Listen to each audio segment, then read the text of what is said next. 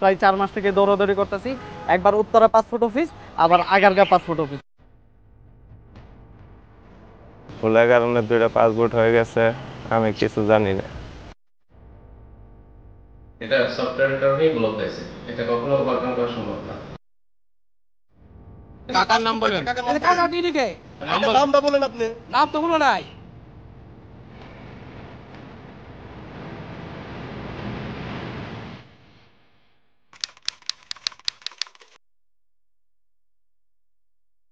লোকজন ভুল তথ্য দিয়ে আসে, সেটা সফটওয়্যার যখন ডিটেক্ট করে তখন একজনের পাসপোর্ট ব্লক হয়ে যায়। উত্তরা পাসপোর্ট অফিসের উপপরিচালক শাহ মোহাম্মদ ওয়ালিউল্লাহর মতে কোনোভাবেই এক ভোটার আইডিতে 2 ব্যক্তির পাসপোর্ট থাকা সম্ভব নয়। আমাদেরও এমন ধারণা ছিল।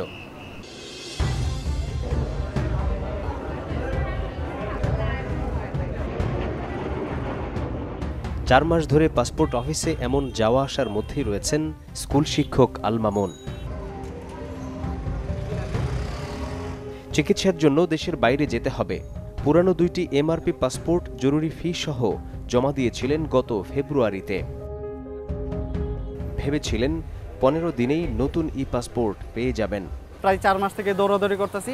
একবার উত্তরা পাসপোর্ট অফিস, আবার আগারগা পাসপোর্ট অফিস। আমি আসলে কোথাও সমাধান পাচ্ছি না। পাসপোর্ট অফিসে ভোগান্তির কথা নতুন করে বলার কিছু নেই, তবে আল মামুনের ভোগান্তির ধরনটা ভিন্ন। এই অফিস ওই অফিস করে শুধু জুতার তলায় ক্ষয় হয়েছে, কিন্তু সুরাহা পাননি। আমাকে পাসপোর্ট অফিস তথ্য দিয়েছে, এই যে পাসপোর্ট অফিস তথ্য দিয়েছে, এই তথ্যটা হচ্ছে ওই ফকির আলী নামের লোকটার। ওনার সব কিছু ওনার ঠিক আছে, আমার নামের সাথে মিল নাই, আমার গ্রামের সাথে মিল নাই, কোনো অ্যাড্রেসের সাথে মিল নাই।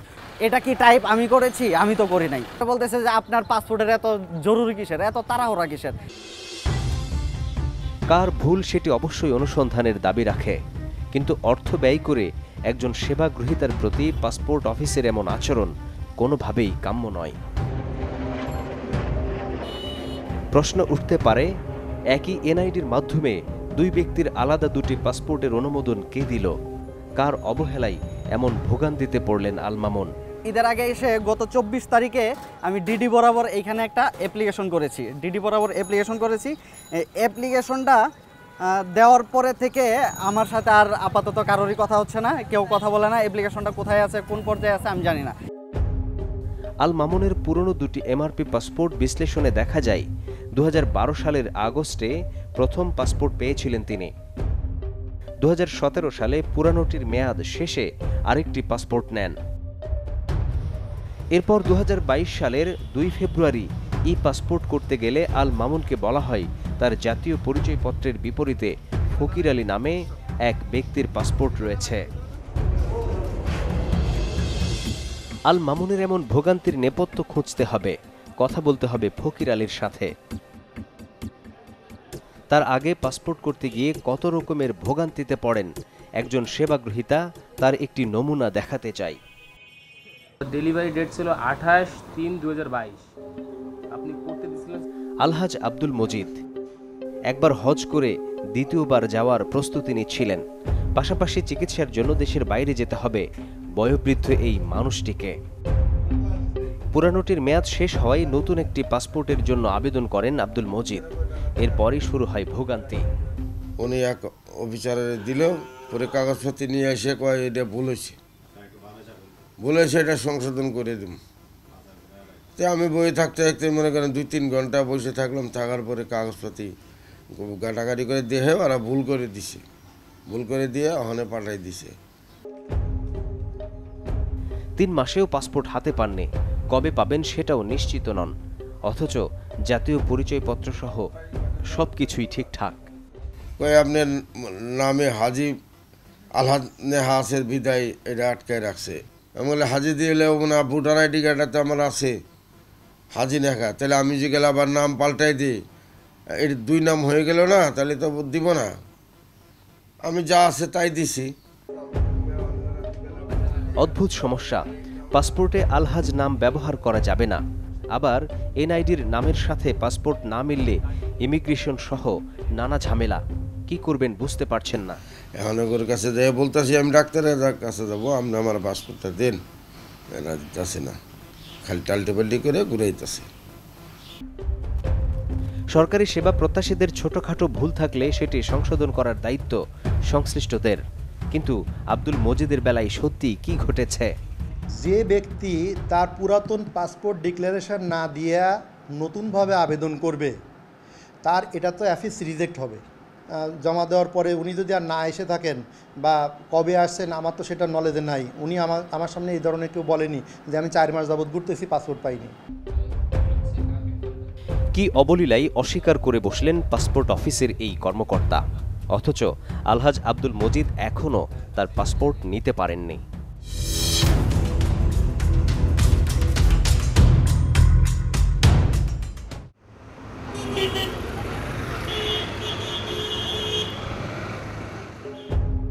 স্কুল শিক্ষক আল মামুনের এনআইডি ব্যবহার করে পাসপোর্ট নেয়া ফকির আলীর সন্ধানে টিম সার্চলাইট। ভাই, পাসপোর্টের তথ্য অনুযায়ী তার স্থায়ী ঠিকানা জামালপুরের মাদারগঞ্জ। বাবা জামাল শেখ। জি। কোথায় বাড়ি? বাড়ি উত্তরপাড়া। আমার বাড়ি কত দূর এখান থেকে? এখান থেকে বেশি দূরে না। অবশেষে পাওয়া গেল ফকির আলীকে।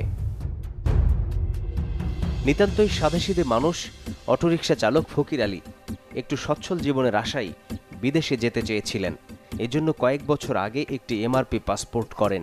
বাইরে যাইতে চাইছিলেন কবে? কি সমস্যা হলো? ভিসা পাইনি, আপনার ফিঙ্গার ইটিতে আইছি, ভিসা পাইনি। বিষয় শুধু পাসপোর্ট নিয়েছেন, কিন্তু দেশের বাইরে আর যাওয়া হয়নি। আমার পাসপোর্টের মেয়াদ শেষ, আমি জানিও না। এটা 2টা পাসপোর্ট হয়ে গেছে, আমি কিছু জানি না। পাসপোর্টে নজর দিতেই ভুলটি ধরা পড়ল। এখানে যে এনআইডি নম্বর দেয়া, প্রকৃতপক্ষে সেটি ফকির আলীর নিজের নয়, আল মামুনের, যিনি উত্তরা আঞ্চলিক অফিসে ই পাসপোর্ট করতে গিয়ে গোলক ধাঁধায় আটকে গেছেন। তাদের ভুলের কারণে আমি এত বিপদে পড়ছি। ফকির আলী নিজেও জানেন না তার পাসপোর্টে মারাত্মক এই ভুলটি রয়েছে, কারণ তার অক্ষর জ্ঞান নেই বললেই চলে। এমনকি পাসপোর্টটি ব্যবহারের দরকারও পড়েনি তার। ফকির আলীর পাসপোর্টের তথ্য বলছে এটি তিনি পেয়েছেন 2012 সালের এপ্রিলে, এবং তার তথ্যগুলো পাসপোর্ট অফিসের ডেটাবেজে সংরক্ষিত। তবে এনআইডির ভুলটি রয়ে গেছে, যে কারণে আল মামুন তার এনআইডি দিয়ে ই পাসপোর্ট করতে গেলে ফকির আলীর তথ্যগুলো সেই ডেটাবেজে বারবার উঠে আসে। প্রশ্ন হচ্ছে, এই ভুলের দায় কার? কার ভুলে একই আইডিতে 2টি পাসপোর্ট হলো? কর্তৃপক্ষ নিশ্চয়ই এর ভালো উত্তর দিতে পারবে। ওনারা ভুল করে একই ভোটার আইডি কার্ড 2 জনই ইউজ করেছে। একজনের পাসপোর্ট পেয়েছে, আরেকজনটা ব্লক হয়ে গেছে। এটা সফটওয়্যারের কারণেই ব্লক হয়েছে। এটা কখনো ওভারকাম করা সম্ভব না। আত্মবিশ্বাসের সাথে তিনি যা বোঝাতে চাইলেন, তাতে স্কুল শিক্ষক আল মামুনের ভাগ্যে হয়তো ই পাসপোর্ট আর জুটবে না, নাকি সমাধান নেই বলে এড়িয়ে যাওয়ার চেষ্টা করছেন উত্তরা পাসপোর্ট অফিসের এই কর্মকর্তা। আচ্ছা, যখন আপনার কাছে এনআইডি কার্ডটা আসছে, তখন কি আপনাদের এখান থেকে কোনো ডিজিট ভুল হওয়ার সুযোগ আছে? যে আমি আমার পাসপোর্টটা দিলাম, আপনি একটা ই পাসপোর্টে এটা ভুল হওয়ার সুযোগ নেই। সুযোগ নেই বিধেই ওনার এটা ডিটেক্ট হয়েছে। ভুল হওয়ার সুযোগ থাকলে ওনার হয়তো পাসপোর্ট পেয়ে যেত। অথচ ভুল তথ্যটি তোলা হয়েছে ই পাসপোর্টের ডেটাবেজে, জেনেও হয়তো স্বীকার করতে চাইছেন না তিনি। যার কারণে আল মামুনের মতো সেবা গ্রহীতারা দিনের পর দিন ঘুরছেন পাসপোর্ট দপ্তরের দ্বারে দ্বারে। আমরা অ্যাপ্লিক্যান্টদেরকে অনুরোধ করতে চাই যে আপনারা ভোটার আইডি কার্ড সংশোধন করে তারপর পাসপোর্টের জন্য আসুন, অথবা পাসপোর্ট যেভাবে আছে সেভাবে আপনি ভোটার আইডি কার্ড এন্ট্রি করে আসুন। খুবই ভালো একটি পরামর্শ দিয়েছেন উত্তরা পাসপোর্ট অফিসের উপপরিচালক। কিন্তু তিনি কি জানেন এনআইডির নাম ঠিকানা সংশোধনযোগ্য হলেও নাম্বার পরিবর্তন করা যায় না? স্কুল শিক্ষক আল মামুন এখনও হাল ছাড়েননি, কারণ তার বিকল্প পথ খোলা নেই। পাসপোর্ট তাকে নিতেই হবে, এরপর দেশের বাইরে গিয়ে চিকিৎসা করাতে হবে নিজের কিংবা স্বজনদের। চাকরি বাঁচানোর ক্ষেত্রে আমাকে ওইদিকে যাওয়া খুব জরুরি হয়ে পড়ছে। এখন আমি এইটাও করতে পারতেছি না, ওইটাও করতে পারতেছি না। আমি একটা মাঝখানে ফেসে গেছি। কিছুটা হলেও আমরা আল মামুনের যন্ত্রণা বুঝতে পারি। তবে গণতান্ত্রিক একটি দেশে যথাযথ নাগরিক সেবা প্রদানে সরকারি অফিসের এমন দায়িত্ব জ্ঞানহীনতা সত্যি অবাক করার মতো। তারা ভাঙবে কিন্তু মচকাবে না।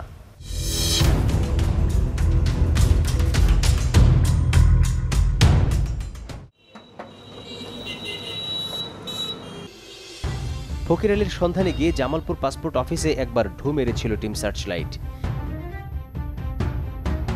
এই অফিস ঘিরে দালাল চক্র যেমন সক্রিয়, কম যান না এখানকার নিরাপত্তার দায়িত্বে থাকা আনসার সদস্যরাও।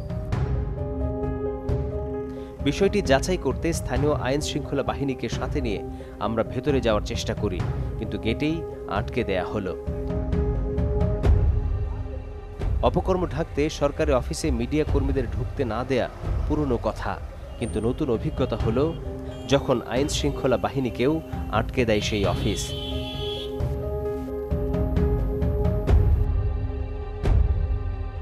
একদিন পর বিকল্প পদ্ধতিতে ভেতরে প্রবেশ করতেই আনসার সদস্যদের বসার ঘরে নজর পড়ল।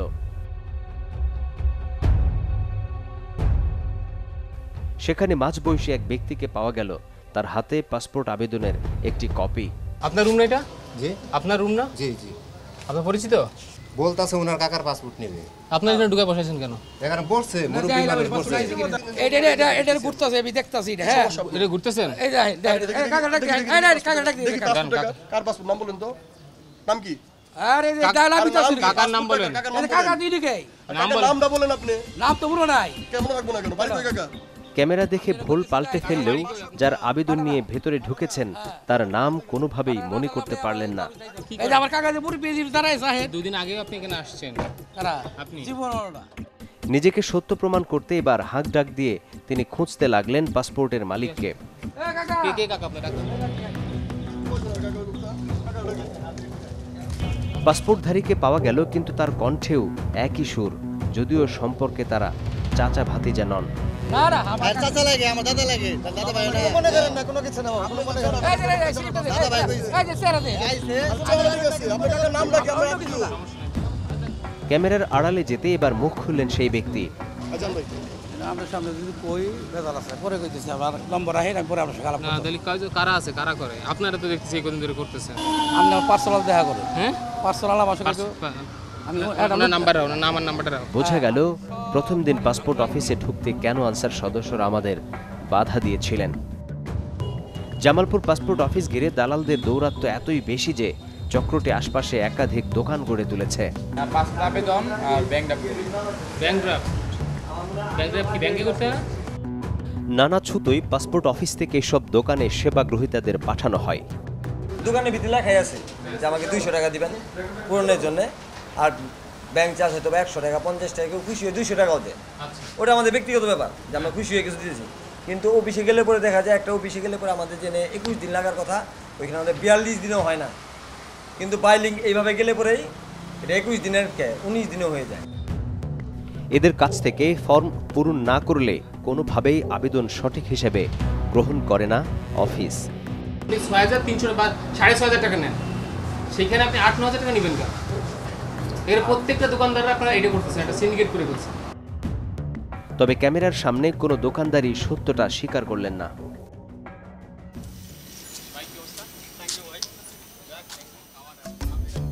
যেন রাজ্য জয়ের হাসি স্কুল শিক্ষক আল মামুনের মুখে। অবশেষে কাঙ্ক্ষিত ই পাসপোর্টে হাতে পেয়েছেন।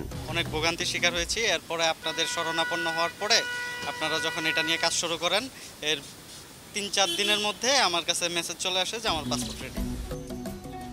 এই তৎপরতা শুরুতে দেখা গেলে আল মামুনের মতো মানুষ এত ভোগান্তির শিকার হতেন না। সাধারণ একটি বিষয় এত জটিল করে দেখানোর দরকারও পড়তো না রাজধানীর উত্তরা আঞ্চলিক পাসপোর্ট অফিসকে। পাসপোর্ট হওয়ার পরে আমাকে বলছে যে আমি পাসপোর্ট অফিসে এসে প্রচণ্ড খারাপ আচরণ করেছি, যে কারণে আমার পাসপোর্ট বাধাগ্রস্ত হয়েছে দেওয়া। তবে আমাদের কাছে উত্তরা পাসপোর্ট অফিসের উপপরিচালক শাহ মোহাম্মদ ওয়ালিউল্লাহ পুরো দায়ভার স্বীকার করে নেন। বলছেন ওই লোক সঠিক আছে, ওই লোকের ভোটার আইডি কার্ডও দেখেছি, ডাটাবেজও দেখেছি, কিন্তু অন্য লোকেরটা ভুল। এমআরপিতে সবগুলি ম্যানুয়ালি ছিল, ই পাসপোর্টে এগুলি অটো হয়। এখন সিস্টেমে দেখা যাচ্ছে এই দুইটা একই এনআইডি দিয়ে দুইটা পাসপোর্ট। আমি না হয় আপনি পর্যন্ত যেতে পেরেছি, যারা নর্মাল বা যারা খুবই সহজ সরল তাদেরও পাসপোর্ট প্রয়োজন হতে পারে। তাদের যদি পাসপোর্টে এমন সমস্যা হয় তারা যাবে কোথায়? দর্শক, সুনির্দিষ্ট কোনো তথ্য, পরামর্শ কিংবা অভিযোগ থাকলে যোগাযোগ করতে পারেন স্ক্রিনে দেখানো নাম্বারে, জানাতে পারেন সামাজিক যোগাযোগ মাধ্যমেও। আপনার দেয়া তথ্যে সমাজের রন্ধ্রে রন্ধ্রে ঘাপটি মেরে থাকা জমাট অন্ধকারে আলো ফেলবে টিম সার্চলাইট। অনুসন্ধানের আলো হাতে দেখা হবে অন্ধকার পথে।